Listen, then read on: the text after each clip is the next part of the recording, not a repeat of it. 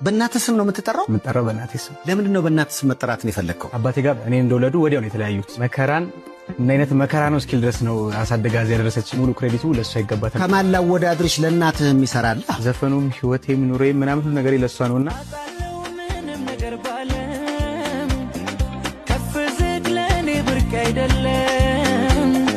መቀደሙ በመንገዴ መታለፉ አይከፋኝም አለኝ ብቻ ያንቺን ክፉ